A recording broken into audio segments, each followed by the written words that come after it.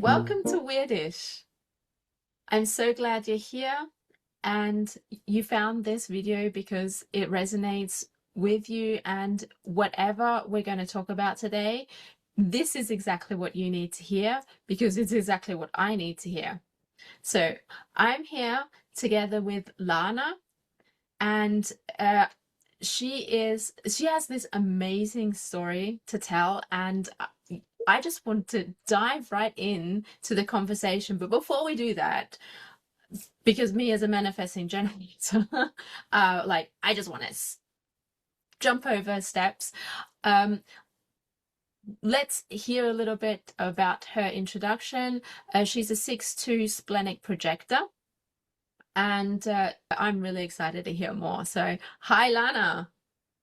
Hi, Stephanie. I don't know where to begin, but I guess I should start with what where I came from career-wise before my ascension process. I was a horse trainer for 25 years, and worked a lot with, I don't like to say training horses. It was more untraining bad habits that humans projected onto horses, rearranging the communication process and reteaching humans how to communicate with their animals. And it wasn't just horses, it was dogs and cats and just whatever animal was around in general. But I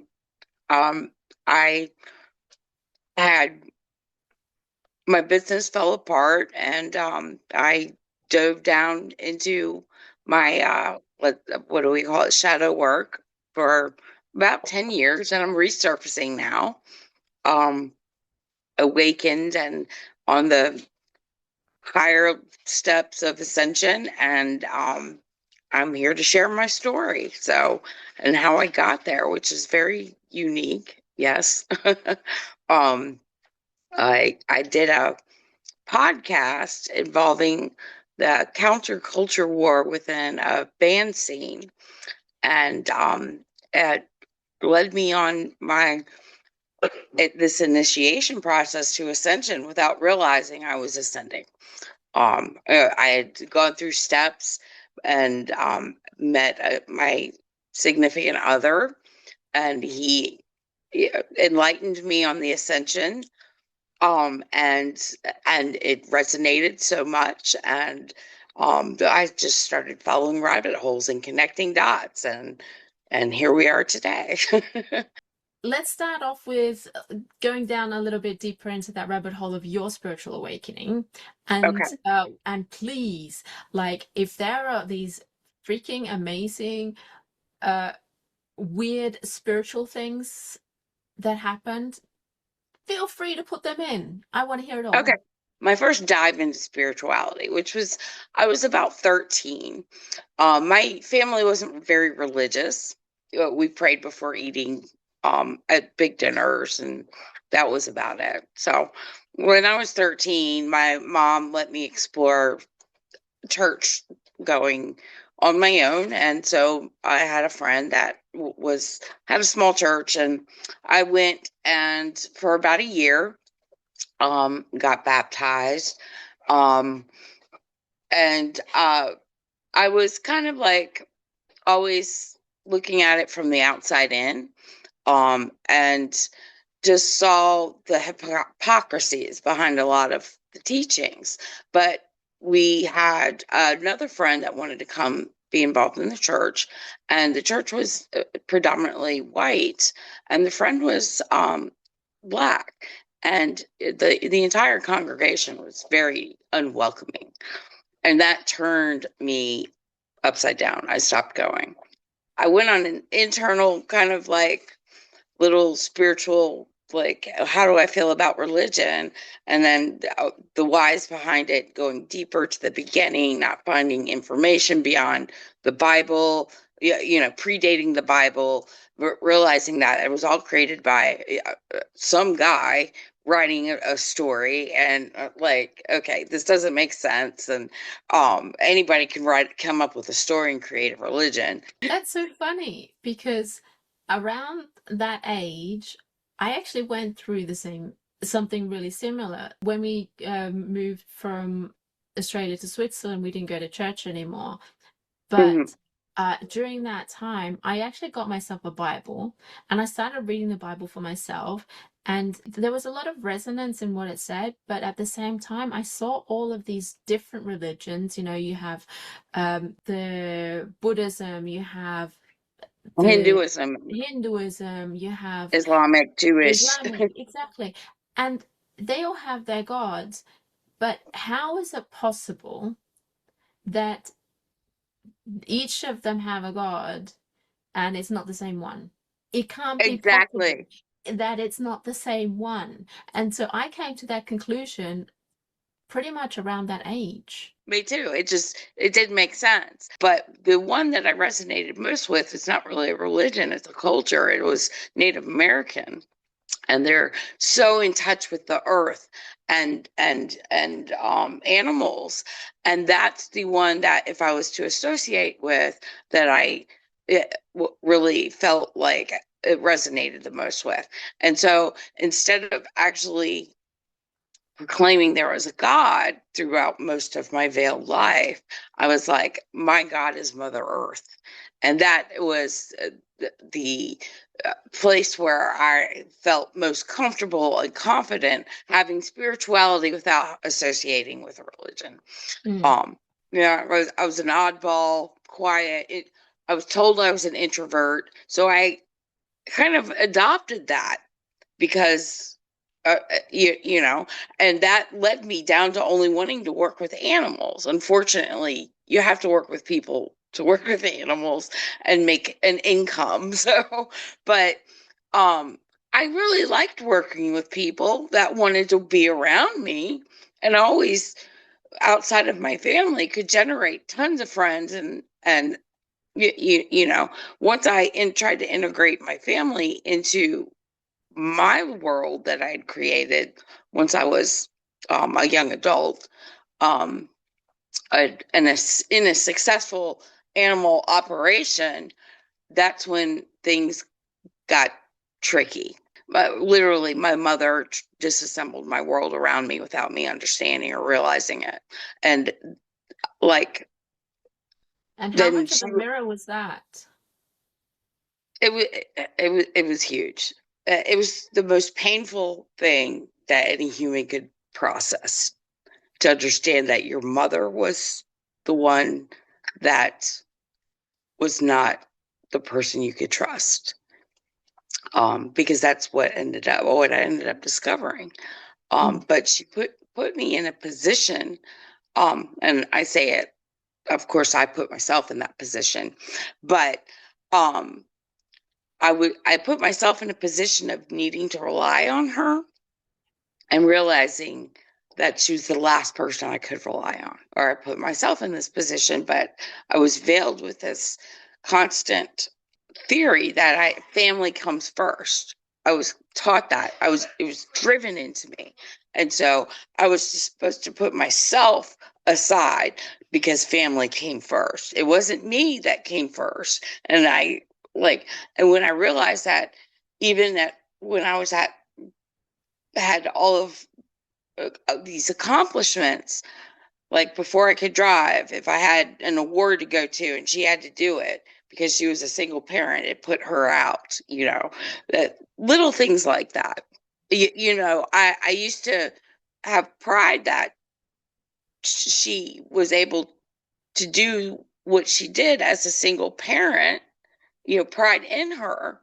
But then I realized the only reason she could do that was because she had me picking up the pieces.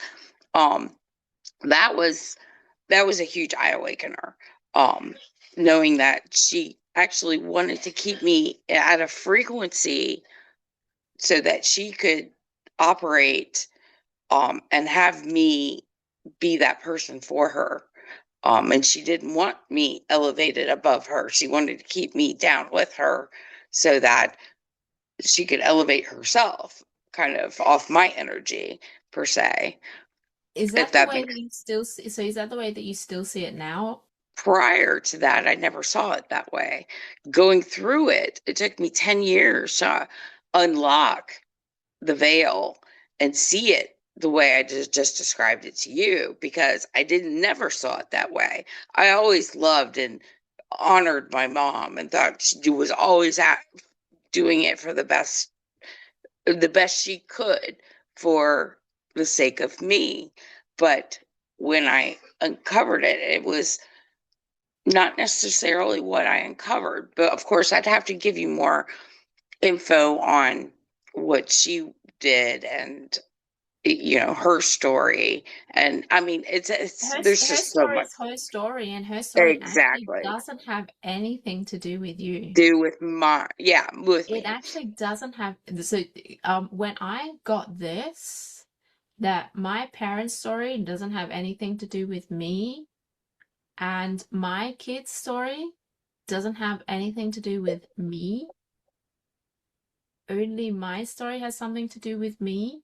When I got Hmm. that, I mean, my whole world opened up, and I was Exactly. able to, I was then at that point, A, able to forgive myself, and B, I was able to forgive my parents, because I saw in that exact moment, I saw that they did the best they could, because that they couldn't do any better because they didn't know any better.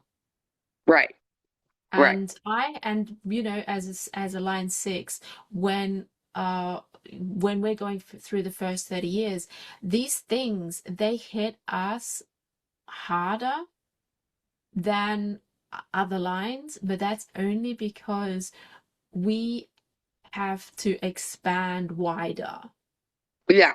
And so we set up these experiences for ourselves Hmm. so that we could experience it, so that we could go through it, so that we could expand ourselves even more. So what when I was growing up, I also thought like I was being kept small, but I wasn't being kept small. I was the only person keeping myself small. Yes. I was in the frequency of being kept small, and my father was in the frequency of keeping me small. And again, this won't be his perspective, because he has a totally different perspective of the situation, and that is perfect. But the thing is that he played his role perfectly, Right. so Right. that I could expand, so that I could experience what I needed to experience, so that I could be where I am right now. Yes. Yes. And my mother did the same thing. My father did the same thing. Um, yeah, they were two completely different dynamics, separate of each other, and yeah, hold no animosity towards either one of them.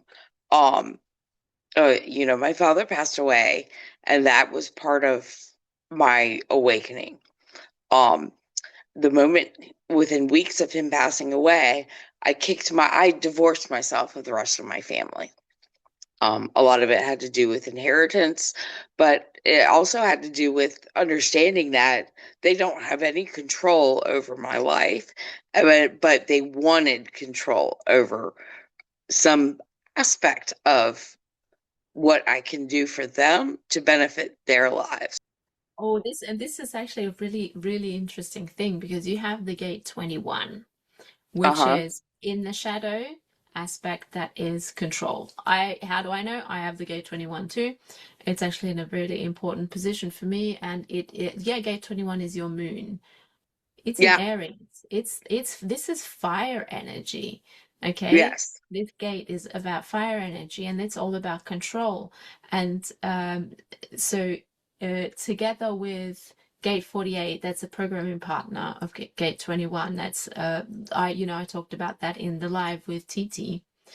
The Hmm. dynamics of not feeling good enough, and then controlling situations because you don't feel good, not you don't feel good enough. So the gate 21 is all about control, and because you want to control your own life, what will be reflected back to you in your external is people wanting to control you.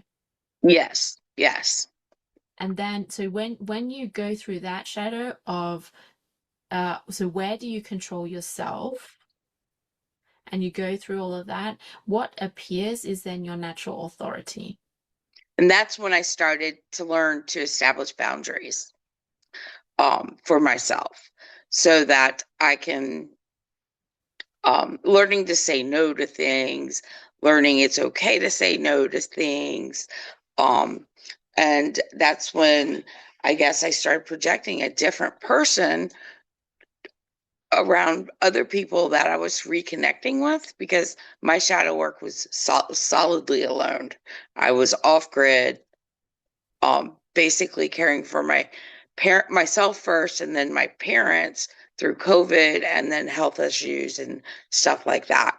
Once my father died, my mother had moved out of the house prior to that, and then I let her back in as support for my father passing, and that was when all hell broke loose. So, but it was also one of the best decisions I've ever made, because I was able to start this journey unbeknownst to myself, but I am a much happier, healthier person for it, That's and beautiful. ready to fully integrate back into the world again, not as an observer, but as a participant, and with what I discovered about myself, I know I've always been a natural teacher. I've never had, I have a business degree. I did not go to liberal arts school, right? So,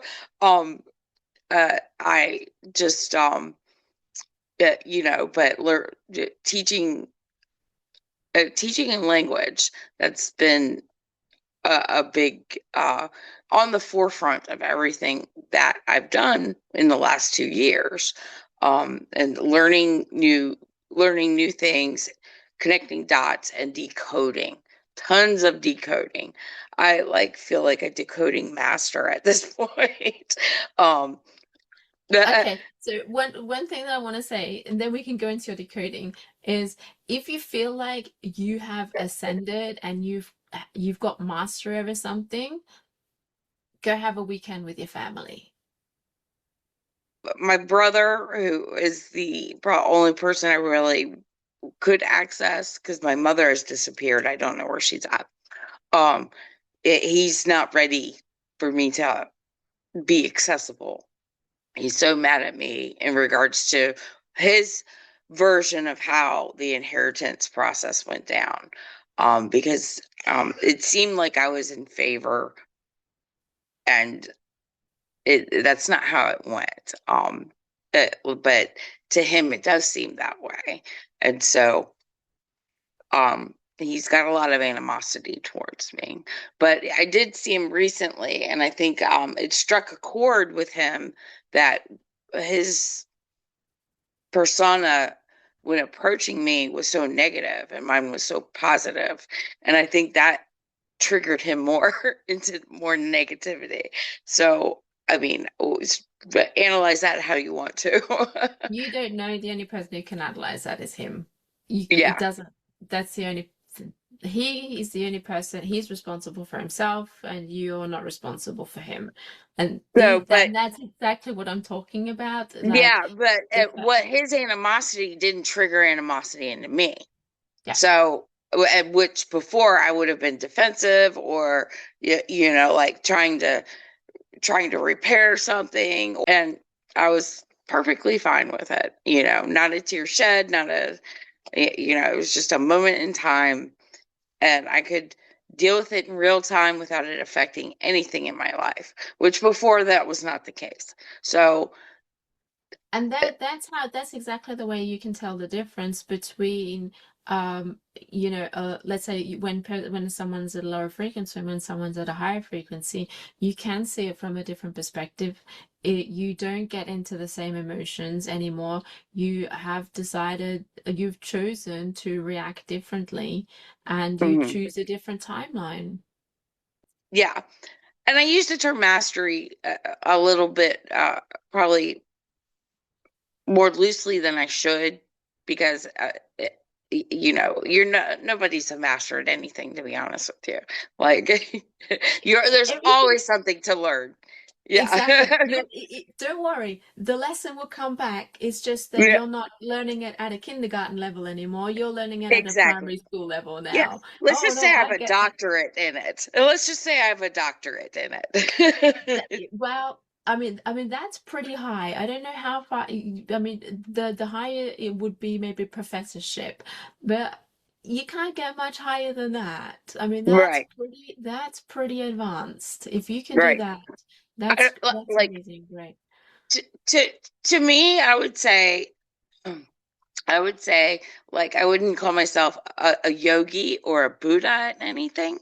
So like that would be masters, ultimate mastery, right? So, I You haven't don't have reached to. that. Other people will call you that. That's your sixth Yeah. line. Don't worry. Other people will call you Yogi and Buddha, Right. and you Right. and maybe Yoda. That's up to them. Leave that to Yeah. them. It's so hard because I'm not searching for limelight. I'm not searching for being any kind of uh role model per se, but I find myself in that position constantly over my entire life, of being like drawing in people that want to look at me like that. So um I will quickly embody something for a moment to help the person in the moment, but actually walk away from it, not actually thinking, not patting myself on the back, not elevating it, just it was just a moment in time. Um, right? That's your projector energy that you can take on someone else's energy, because you then help them see something that they couldn't see, because they're just inside of the woods and you can Right. see it from an outside perspective. That is your projector energy. The thing Uh-huh. is that, um, in Australia, we call it the poppy syndrome. Who says you can't celebrate? Who says that shining brightly is something not to attain, something not to do? Of course, pat yourself on the back. You are beautiful, you are amazing, you are an amazing human being. You are worthy just because you're here. Right, right. And everybody should feel that way. Like within my family internally, my grandfather was a very accomplished, um and my all of his children were had a lot of animosity towards him because of it, and they wanted to call him a narcissist. And what he had every right to be proud of his accomplishments. Like he worked so hard to get to where he was, and he continued to work hard and then volunteer once he was retired. Like, I mean, giving back and constantly trying to teach and educate anybody who wanted to learn from him. And so I never saw him as a narcissist. I saw him as a brilliant, beautiful human being. And I was looked bad upon because I didn't agree with their ideas of what he was. And so that's what kind of made me not want to shine, not want to put myself out there, not want to be on a pedestal, whether I was or not. Try to stay as humble as possible in a non-humble role. Yeah, yeah, whatever I do, I can do very easily, and I can do it well. But That's your line like, too. yeah, but telling other people that they don't want to hear that, That's right? your projector. That's your Yeah. projector. Because you didn't have the invitation.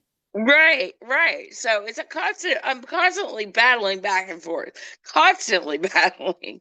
And so stepping into my authentic self that's been the hardest part. It's like, what is my authentic self? Because I'm really a humble person, but I have all these gifts, and like, how do I? You can be Yeah, humble and have gifts and help people and shine. Humble doesn't mean making yourself small. right, right. And I'm learning that. I'm learning that. And like I just doing the other podcasts that I did. Like these are all things that are stepping beyond some fears that I'd garnered in the veil. So, yeah. We all, I mean, that's one thing why I decided to start the podcast is because uh, it feels, for me, it's easy. I love having conversations, deeper, meaningful conversations with people. But at the same time, it's like I'm putting myself out there. Yes, yes. For anybody to judge and for But any, yeah, yeah, yeah. And like, but the thing is that anyone is going to judge. learning that not everybody has to like me. I don't have to Exactly. be liked by everybody. I Yeah. don't, I don't have to be liked by anybody. I'm perfectly comfortable being alone and by myself. I understand that about me now. So why not be myself around other people? Like, Yeah. why do I have to be alone just because I can be alone?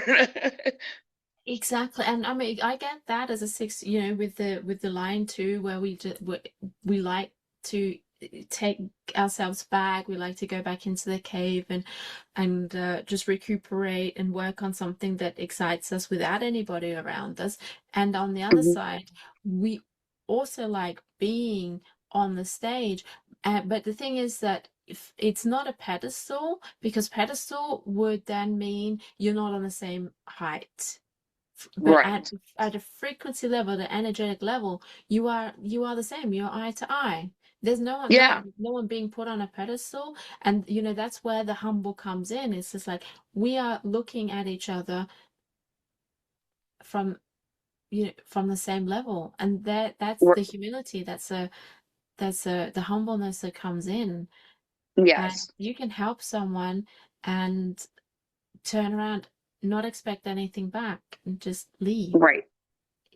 That growth between the being in a family dynamic where you have a lot of power struggles going on. Yeah, you don't Yes. have the gate 34, but you have a lot of these power struggles going on, and that where you actually can't really see the power struggles really well, but because of your gate 21, a lot of the control is projected onto you. Like, but the thing is that nothing that you see in your external isn't on the internal. Hmm. And Right. so whatever is the internal will be reflected on the external. And so any control issues, it was because you wanted to control yourself, and that's like, especially for us women, is something that we walk through. That's the energy that we come with, is controlling ourselves, so that we are accepted, because Exactly. that's a feminine wound. I walked around.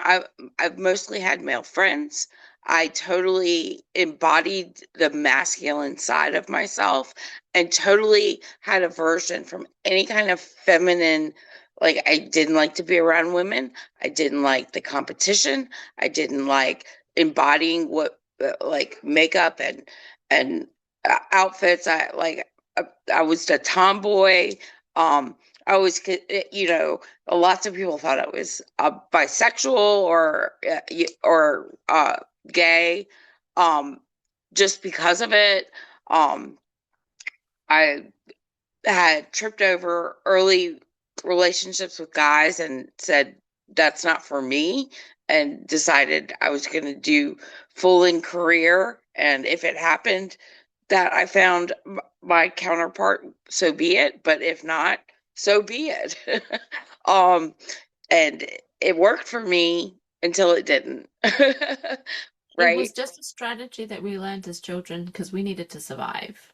Exactly. Survival mode. That's exactly. Yeah, everything that we learned, and using intelligence, works for us until we get to that point where we just get stuck. But that's because we learned it as children. It was what was modeled to us by our teachers, by our parents, by our aunties and uncles, and by any other adults. By watching movies.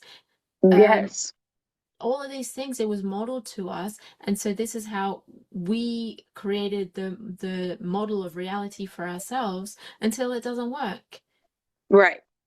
So it kind of makes me think about my grandmother and what she constantly reinforced when I was at a very early age, was music and fairy tales and poetry and nature, because there is so little falsehood within those constructs. As far as I mean, you were told it was a fairy tale, so you believed it to be a fairy tale. Whether you believed in the possibility of the fairy tale being personified was a different story. But you're told science and nature as truth, and so much of it, like nature, it's cut and dry. Nature is, like, with truth. Within science, you're constricted beyond the authority of some man deciding it's truth and then it becoming truth. But then you can add the hermeneutics behind nature and apply it to science, because they should be applied to each other. And there's all of this geometric and numerical stuff that is connected within. But so my grandfather was the science brain, my grandmother was the nature creative force, and they were together. Like, they were the platform I looked up to embody. Yes. Yes, it was the masculine and it was the feminine. It was the Yes. giving, it was the receiving, it was the breathing in and the breathing out. It was a Yes. balance, divine masculine and divine feminine in balance. Yes. And so I tried to embody both of them within myself. Why And don't you that's, try? well, Why don't you that try? I, it wasn't just try. I did. I You do, accomplished it. exactly. Yeah, Yes. exactly. You do, you don't Yes. try. As Yoda Yeah. says, Padawan, there is no try, there is only do. There is only do. Yes. And that's what I did. Um, you know, putting it to words is a different story. But yes, you're exactly right. I did Yeah. it. I accomplished it. And every single one of us needs to do that. And when every single one of us create that divine union inside of ourselves, that, the two Kundalini snakes, Mm-hmm.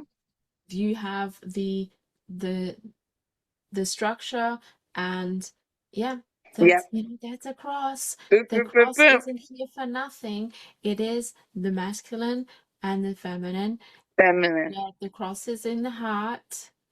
Mm-hmm. All of those things, the words in the Bible, that's the Kabbalion. The words in the Bible are the Kabbalion, just told in a different way with a lot of distortion on top. If you strip Exactly. away the distortion, you get there's so much wisdom in there, and it's all the Yes. Kabbalion, all of it. And it's beautiful. And what you're saying before about science, I love that. Yes. Because, when the science, and this is the double slit experiment. So anyone, I don't know if you've heard about the double slit experiment, where they were shooting electrons through two slits, Yes. and so it behaved in a wave structure, which is light. It behaved like light, but then they created a mechanism so they can see it, and once they did that, it behaved like mass. It behaved like a particle, and then they just got these Yes. two slits, and then they were like, okay, how's this possible? So that's the point. When you create an observation, when you watch something happen, then you create the outcome. So, and this is fun, this is great, because this came up to me a few months ago. It's like, okay, Uh-huh. when you have an electron, we know we all have a collective consciousness about an electron. But Hmm. before finding the electron, someone had to have the remembrance of an electron, and Right. then they needed, so they created a contraption so that they could um, find the Validate it. electron and validate the electron. But if Yes. someone hadn't thought about that electron, they would never have found it. So Right. you had to first, there was first the thought and then the observation. Yes. Then they Yes. found it. So any that and that's with anything. We now have a collective understanding that the electron is like this, the electron, that's how we call it. But if no one had ever seen that, would anyone have then found it? Right. Right. Yeah. No, exactly. Exactly. There's always has to be somebody has to go first, um, towards anything that ends up becoming a part of the collective. And And all it is a download from source, because all right. what they were doing is they were accessing the Akashic records. They had the download. Okay, they were the antenna, and it downloaded into them, and then they created the whole process so that they could find it. Yes. Yes. Yes. But it already existed beforehand. Right. Right. It was there. It was operating. Somebody just had to figure it out. Exactly. And so this is the same thing with anything. You can take you can take illnesses, and because someone thought up, oh, this could be XYZ, then you do a study and they find XYZ. It's like you created that because you thought about it. Well, let's just start with where I really started noticing synchronicities, major synchronicities. But one of the things I did for myself with part of my inheritance was get myself back to the place where I was happiest. And I was happiest going to see my music, going to see this certain band that I love to death, and just fully embracing it. And I wanted to be able to do it. I mean, it's a jam band. They travel like the Grateful Dead. I wanted to be able to kind of be back like they did it in the 70s, like free, not free love, but love and happiness and hippies and communal, that kind of thing, bartering on the road, that kind of thing. So, but I am in my late 40s now. Do I want to live that kind of lifestyle? But I put some money into tickets, and I was able to secure tickets for 5 nights in a row to see my band, and they were doing a run, a 2 night run down south, and then a 3 night run right in my backyard at the Coliseum in my backyard. So, I wanted to do some prep work before getting out there because there's a lot of lore and culture that I had to catch back up with after 10 years of not being able to see them. So I get online and I get on the threads. And what I found was that the division within my country right now, the current division, had bled into the counterculture within my band, and the community surrounding my band. And I was really concerned about it. So I got on Reddit and started exploring and seeing what was going on, and realized instantly that I could add some insight. There was a couple of guys trying to figure out why there is this like real structured war around how people go see concerts now. And I don't that there's a people chomping incessantly while the music is going on, or tarping off sections of a general admission thing like they own this plot of land in a general admission environment where nobody has seats, everybody can stand, it's standing room only, that kind of thing. And that's not how it used to be. And there's this couple of guys that were trying to get to the bottom of why this started happening. but they were all they hadn't been seeing the band as long as I have. And they were interviewing people. They had done a couple of podcasts, and they hadn't interviewed anybody that had been seeing the band as long as I have. So they didn't really know what it was like prior to a certain time period. So I contacted them and, wrote a nice email to them, and they were just enamored by what I had written and wanted me to come on. And so I told them that I could do it after my concerts.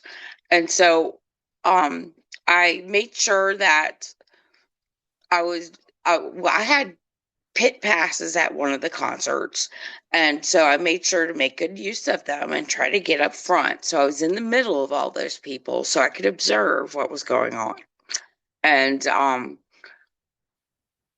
then I was going to actually do the podcast in between the concerts, but they delayed it. And for whatever reason, that's when the synchronicities started kicking in. I get up back home, getting ready. I ended up miracling, like giving away three-day passes. I ended up with 4 three-day passes to the local venue, and I ended up giving them away, which and told everybody, don't pay it back, pay it forward. And from there, that's really when everything lit up. Oh, wait a moment, wait a moment. So what you did was you gave away something of value. Yes. And so the reciprocity of life, Ayni, AYNI, I talked about this also with TT, is Yes. there's always an energy exchange. When you give something and you pay something forward, the law of the universe says that you will get something back, just in a different way. Yeah, understanding how the community of the band culture operated back in the late 90s, early 90s, I knew that they had kind of that part of it still existed, but it had kind of tightened up and gotten more and more secretive.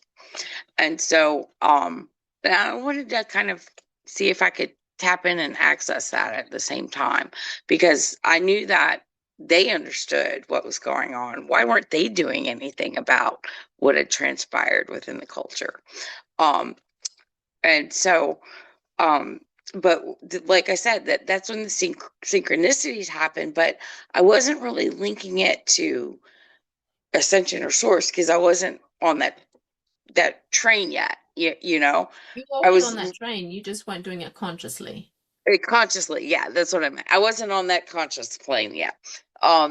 So what I was doing was connecting it to the capabilities of it being part of the band doing it within the entities they have within the community to be able to understand what the community is looking for their next performance, because they never do the same show back to back. Like they've never played the same show twice.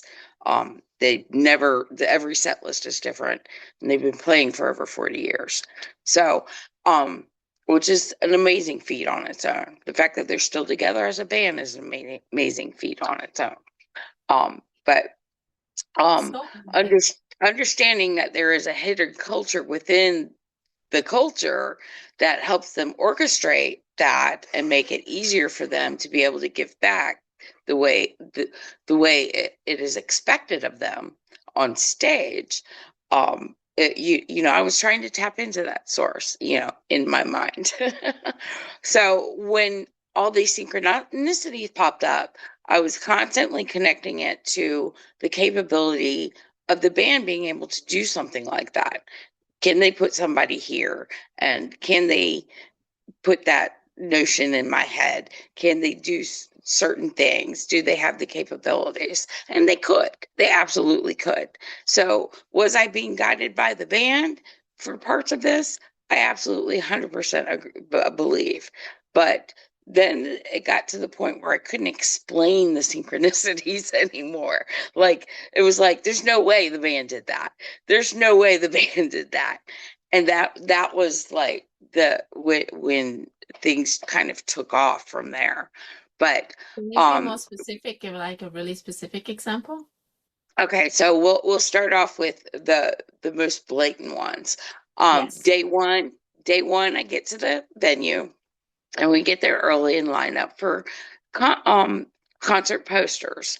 So you're there hours early trying to get, it's a small number of posters that they sell in advance. And we're standing there, and I get up to the front of the line, and the merchant who was hired by the band hands me this it's like a piece of artwork that was a very individual. In fact, I've never found another one. Mostly the stuff that's get sold on Shakedown with in the lot, that kind of stuff. They're prints of, one of 100 or one of 500 or something like that. But this little piece of artwork was one of a kind. And it was like, and it was directly from the merchant, and it had a picture of one of the band members on it. And I was like, what? This is weird. This is not, it was just handed to me. I didn't buy it. I bought a poster, and the guy said, you look like someone who would appreciate this, and then handed it to me. And I was like, I was almost weirded out by it. What, so you were in the frequency of getting that exact thing? Yeah, but I didn't realize any of that at the No, time, of course you didn't realize it at the time. You were in the frequency of receiving it was meant for you and for no one else, and that's why you got it. Right, right. I know that now, but at the time, I'm like, why did I get this? I didn't know why. And so I was like, okay. And then over the course of us getting in line, um, we were it had been revealed to that because it was a general admission show. The band would send an email out, and you could enter into an early admission lotto. And I'd missed the time gap to be able to enter for day one, but I had made the time limit for day two. So while we were in line for day one, we were waiting to see if we got early entry for day two. And while I was constantly checking and we're waiting for them to open the door. And during the process of us waiting, I had several people run up to me and just hand me little gifts, and unique little gifts, like a watercolor print, or it's just, I'd never had that happen to me at a concert before. So it was just like, okay, thank you, okay. And I was like, this is weird. And then I had this eerie feeling of being watched. And that's that I linked to the band itself because of the first gift that I received. I was like, there's something weird about this. And then all of the other people approaching me and just handing something very unique to me and then walking away and stuff. And I'm like, something weird is going on here. So the announcement of early entry was late.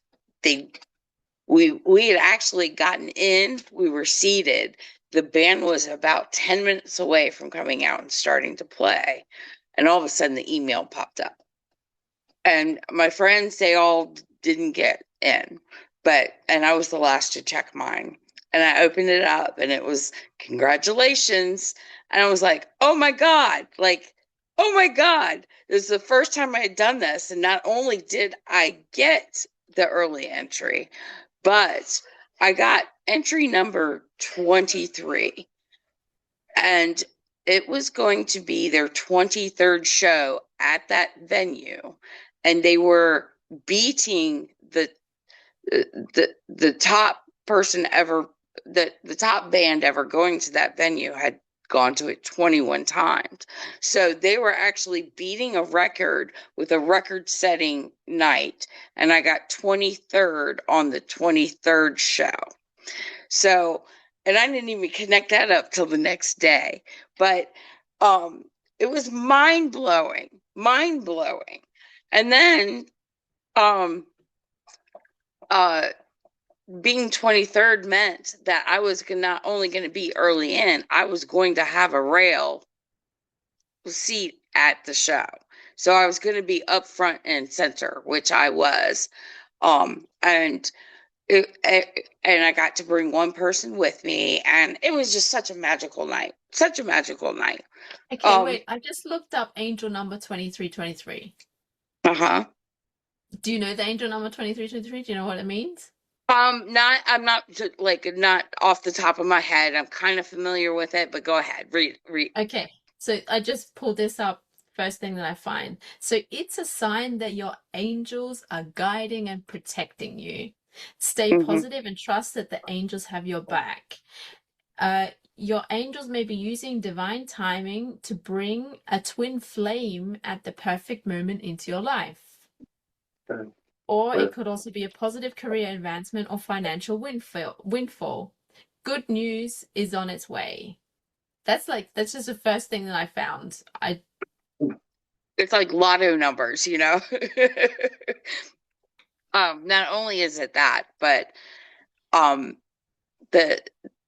the very first night, the second song is a song called 46 Days. And what I'd already linked up, you know, pretty quickly was 23 was half of 46. And so that's what led me down to, oh, wow, I need to start decoding some stuff within the lyrics. And that also, the podcast guys had kind of primed me into, they put some things into my ear as far as you need to start looking at some of the lyrics and some of the timing of when certain songs are put in certain orders. Pay attention, because there's messages within messages that the band does themselves. And of course, you know, when you step outside the box, they're being sourced, you know, to do that through the leader that orchestrates all of that. And he's very connected. And so you're the one could hear it, because the message was for you. And the spiritual meaning of angel number 2323 is that your angels are encouraging you to trust your intuition and spiritual guidance, embrace your spirituality, and cultivate a deep connection with the divine. And that was exactly what you were doing. Yes. Crazy, right? Oh, mind blowing. Boom. Whoa. And like you didn't even know that. I just looked that up. Yeah. I mean, but even though I didn't know it, I knew it. Like, right? So I didn't know how to explain it like that, but I knew that was going on. And what do I do with that kind of knowledge? Yeah, you know, and that's what I started going really deep. Not only into the 3 nights of that run, I went backwards into the first 2 nights at the other venue. And then I even started going further back into the venues I wasn't at, and realized that I was connected to those too. And then I started looking into, the band does the, within the culture, they do this thing called the band's history, and they pull up what they've done on that specific date all the way through their history. And I started looking at the set list, and I was like, holy shit, all of these set lists that are on these specific dates are like timestamps of my life at that time of that show. And then it started predating my birth, and it was like a prophetic kind of sense of what I was to experience in a broader term, anything that happened predating my birth. And like that, things just started to spiral out of control from there, for as far as I had to kind of step away from doing it so much, because it was like I could spend hours on set lists, you know, going backwards. So every single set that they do is unique. Every time they play, they have a unique set. So there needs to be some kind of system behind that. Each set list is put together organically from like he starts with 100, knocks down to 80, knocks down to 60, knocks down to 40, knocks down to 20 or 20-ish, and then they run with it. So, but he's in control of it every time, and he's very passionate about it. So, and I knew that whether he wanted the rest of the world not to know that, I knew that from the very beginning. And so, and I said predate my birth. They didn't predate my birth. They've been like, I've been alive their entire career, but predate my birth into their world is what I meant. You know, because I started seeing they've been playing since '86. I started seeing them in '97. So, or they started playing in '85. But I don't know. It just took over my life. It really did. So much so that I went all in and got 4 tickets, two full passes for their 4-day event up in New York City, and went and I told you I was in New York City for New Year's, and that's where I was seeing them 4 nights in a row, ending on New Year's, and even more stuff happened up there. More stuff where I felt like it was more band oriented than source oriented. You know, but understanding how connected they are to meditation, most of them, meditations, and re-stepping out into society after dark periods of addiction, things like that. And really, I see the band leader as being pure light on stage. You know, like he's nearly divine, right? So, like it's He's fully divine and fully yes, human, just like you are. right. You know, being connected fully is what I meant. Like understanding he's connected fully, and you know, to those degrees. And defending him on the social when they want to talk shit about him or the band or what they're doing, and being one of the few that go in and say, you know, you got it wrong. Like, you may want to say that, but no, this whether it's my job or not, I feel the need to. You know. So and I did. That's where I come into the seed planting. You know, I don't project to the masses, but I'll comment to one person and drop that seed and walk away. I won't get in a fight. You know, I'll just add my little point of view and walk away and let them have it and do what they will with it. So, but yeah, it's been crazy, but it all really initiated because, you know, when I was at my darkest, it was seeing that band was the only thing that brought me back, you know, from being done. You know, I had back. You brought yourself back. yes, they ignited the spark for me to stay. And yes, I want to. You chose. Yeah, right. You No, chose you're to right. stay. And I mean, what one of my teachers says all the time is, the only way to be happy is to be happy. Right. And so what you chose to do is to do something so you would be happy. Right. You know, you chose to follow your intuition to listen to that band. Yes. And then you felt happy. And then you continued on that path to continue to feel happy. Yes. Until you don't need the band anymore to feel happy. It's just a permission slip. Right. No, you're right. But it is where I am happiest. And exactly. And that's great. Yeah. Follow that. Follow what Yes. you feel happy about. And that is where you experience heaven on earth. Right. Exactly. My plan is to do that. Yeah, I'm about to sell my house, get an RV, and follow the band, and that's what And I'm you're going to doing do. and you're doing it. That's the thing. That is heaven on earth. It's living totally feral.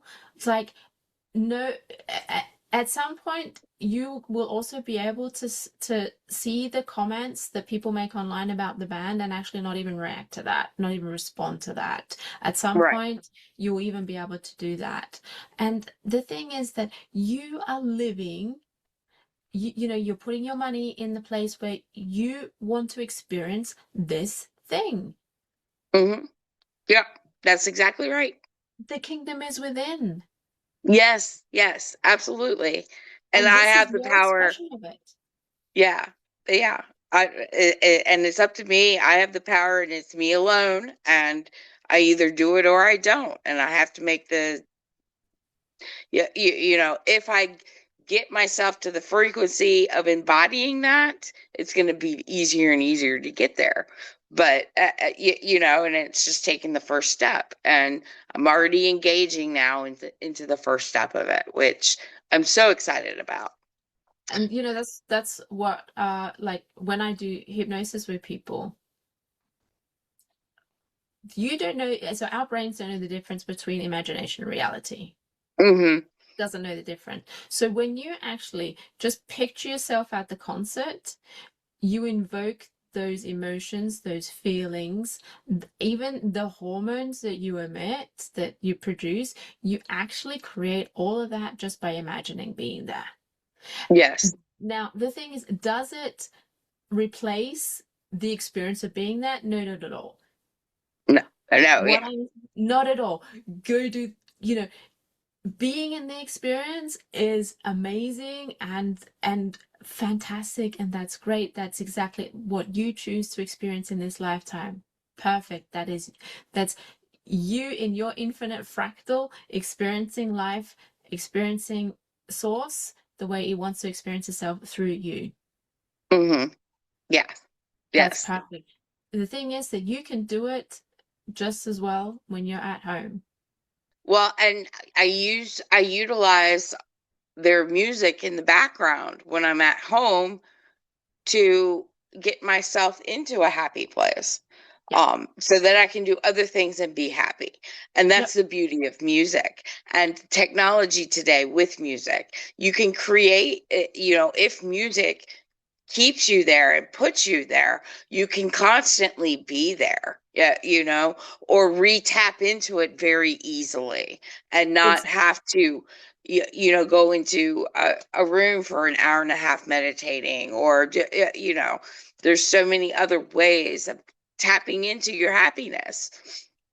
With Exactly. And yeah, so meditation isn't actually going into a room for 1.5 hours. What it well, is actually always being in that state right, and walking through every single now moment of your day in that state. It's just that we have the tech, because we have the technology today that we can turn on our phones and connect to a speaker and then have the music running.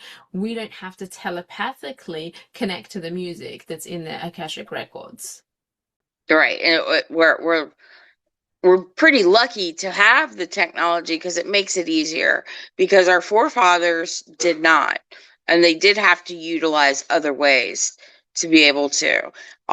The easier technology has made it easier for us to source out the things we need so that we can do the things we want.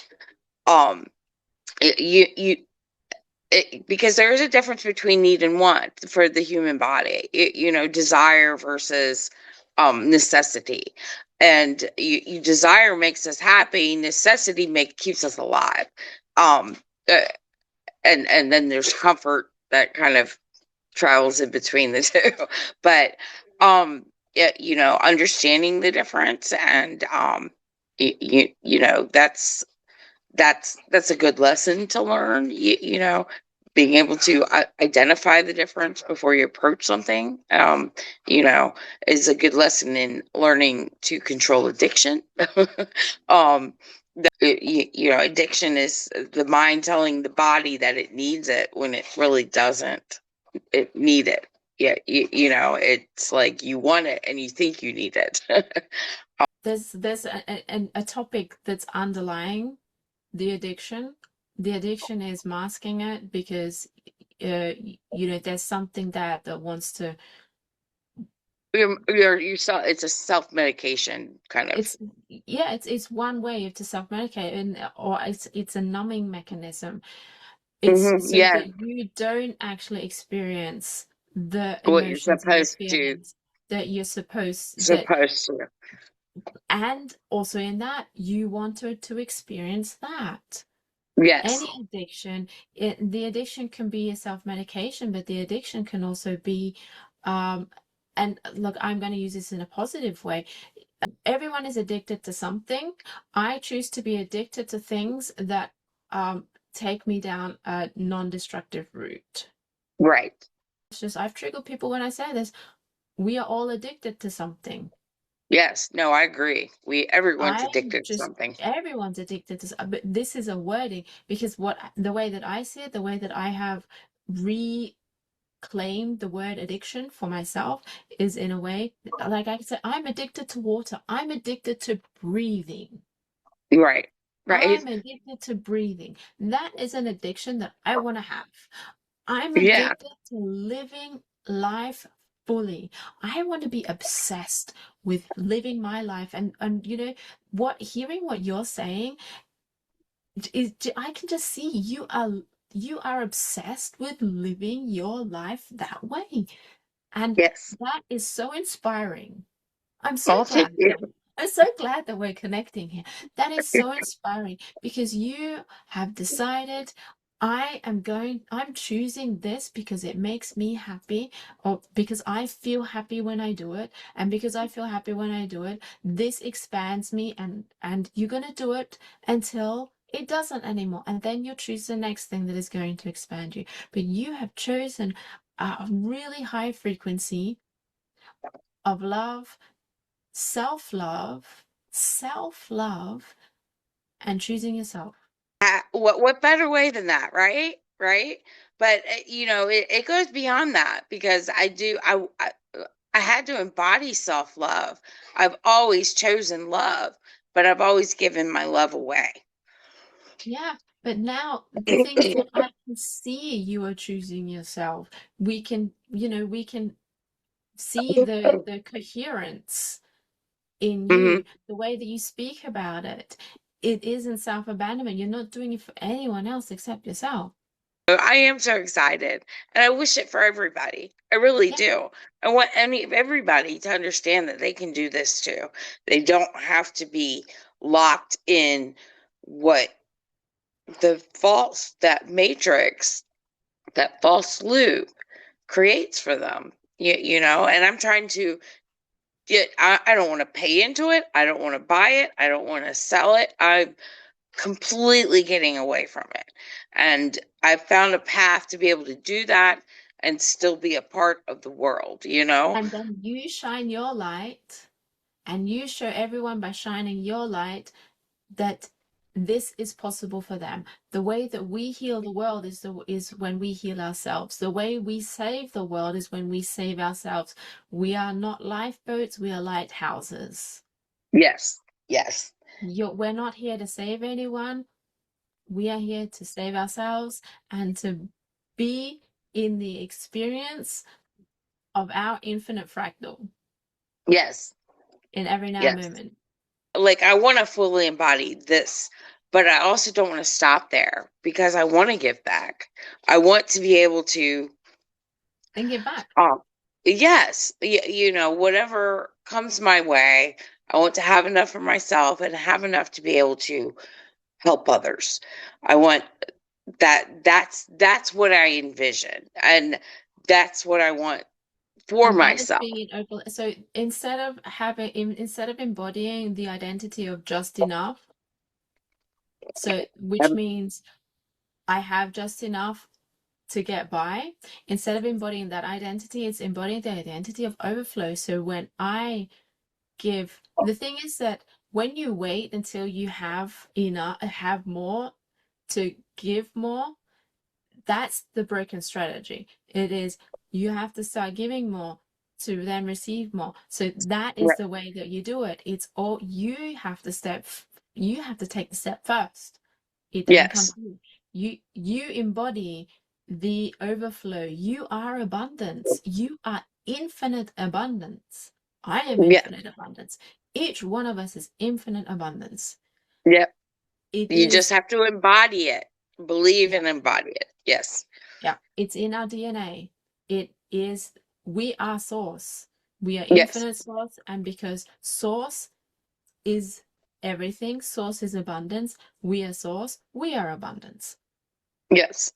But it is that simple. It should be that simple. Unfortunately, it's been overcomplicated by so many layers of veils and control, and hard, like there is, I from my perspective, there is a lot of people out there trying to skip steps of awareness, and they're trying to source this concept of abundance through other means. And that's another fractal. It wants to experience itself doing exactly that. Yes, yes. And and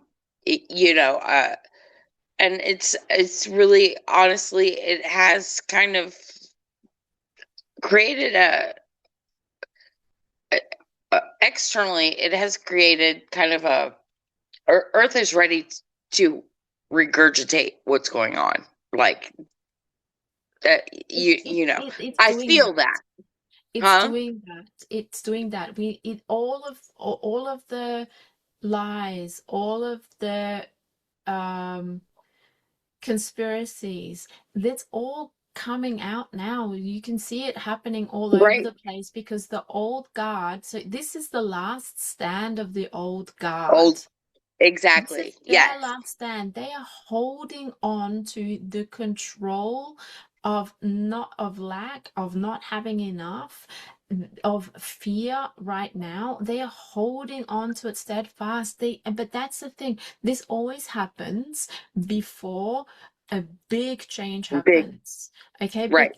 there needs to be the polarity. It's the forward thinkers, the visionaries, against versus, and then they're not against, it's just the polarity of it. It's just a pendulum swing. Okay, Right. this is all the Kabbalion, it's all in there. This is the law of polarity, and then also the law of rhythm. Yes. That says, okay, well, if I have the visionaries over there, then there has to be the polarity, because we live in a dualistic world right now, Yes. of the old guard still holding on to the old ways Yes. until they are all gone. Okay, Yes. and then the world will recalibrate, To and the new then those, frequency. yeah, but then so those visionaries go that way. Okay, Yes. Back until and we forth. that is the law of polarity. It's Yes. the pendulum swing that goes back and forth Yeah. until you get to the place where you're in the middle, Right.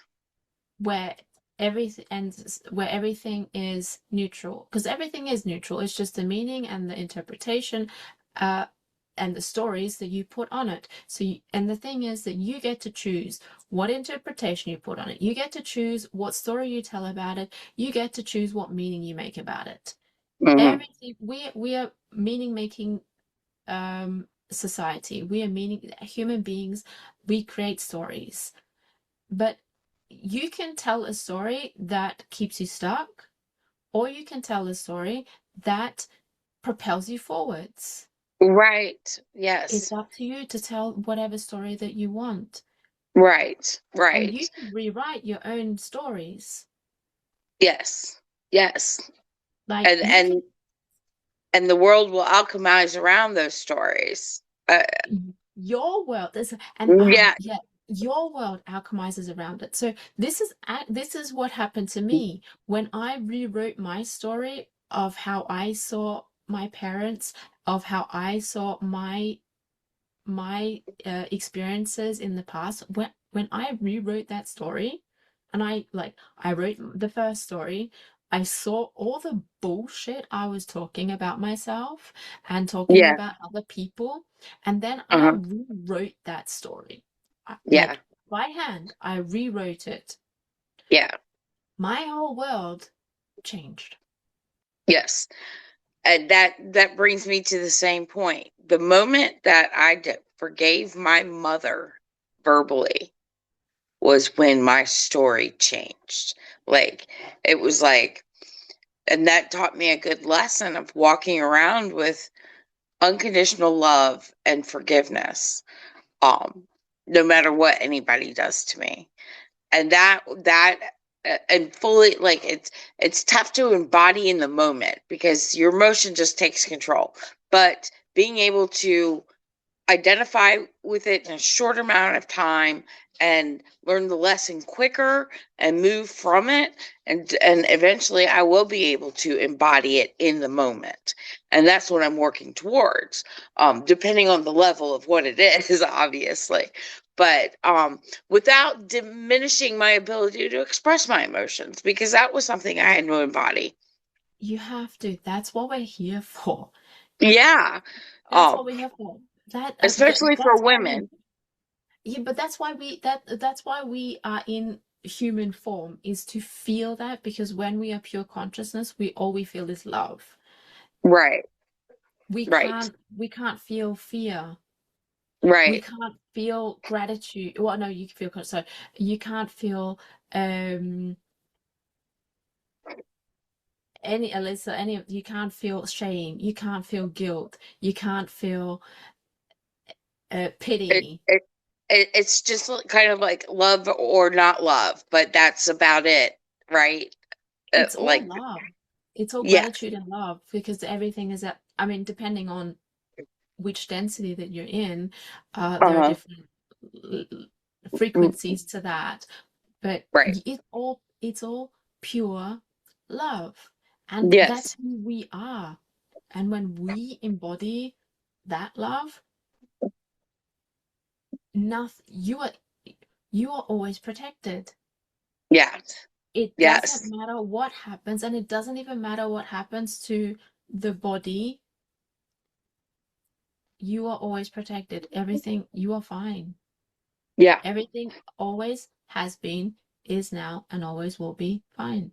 Prior to my shadow period, I always felt that way, that I loved everything and I loved everyone and I didn't want harm to come to anybody. I was born feeling that, and I never lost sight of that.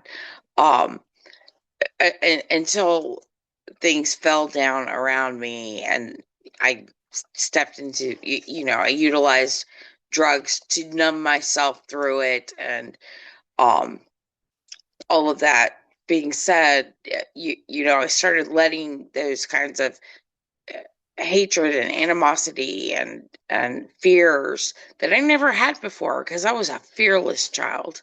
I I would do anything. I never said no to anything.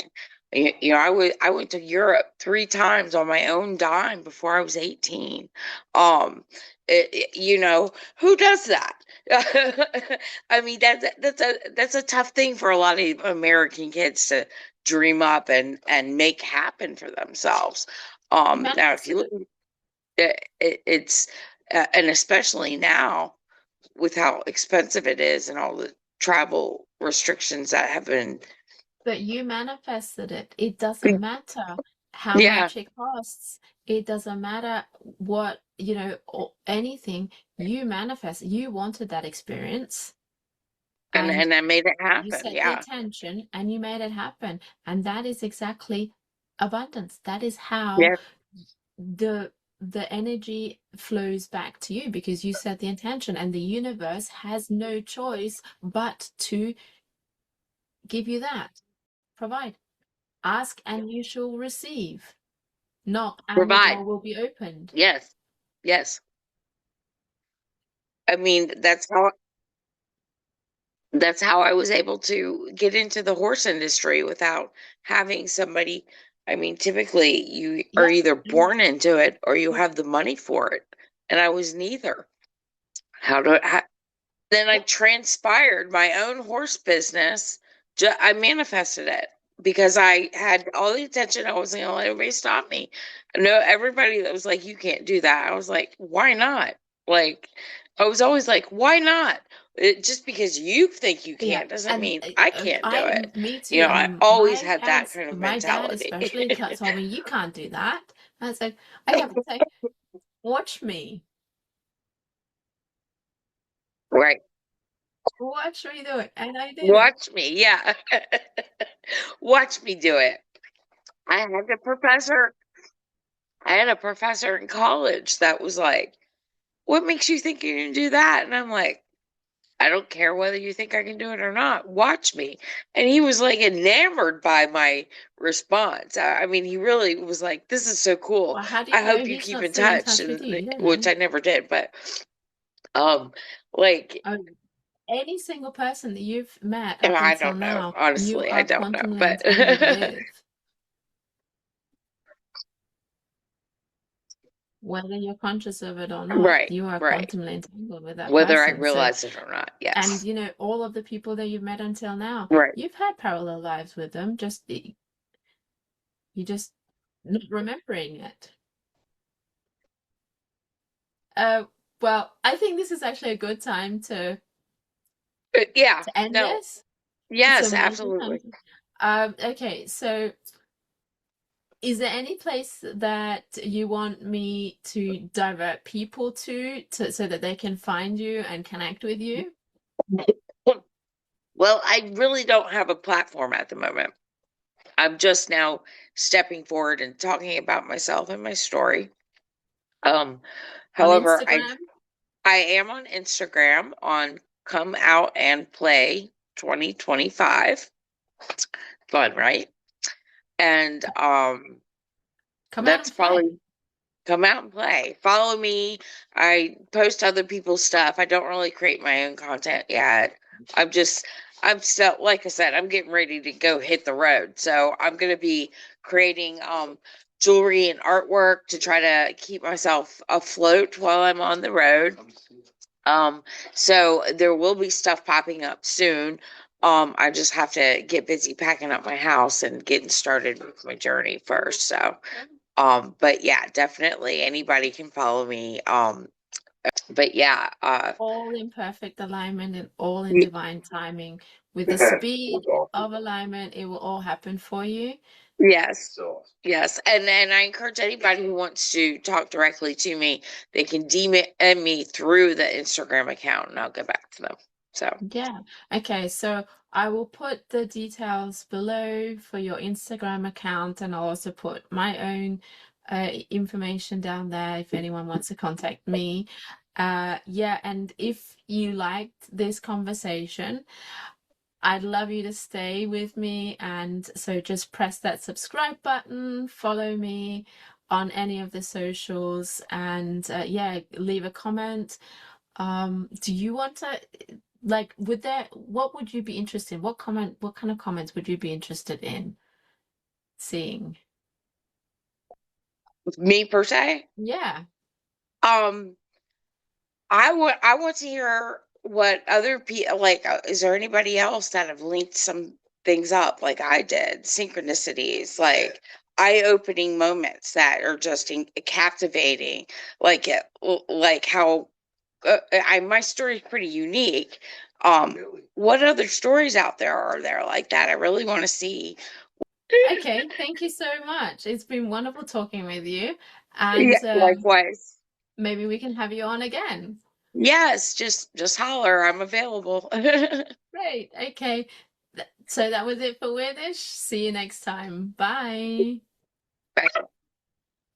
You thought you were losing your mind, but you're just remembering who you are. The signs you've been seeing aren't signs, they're coordinates written in the stars. Every crazy thing you've seen, every vision, every dream, every nobody would believe me. That's your energy, vibration and frequency.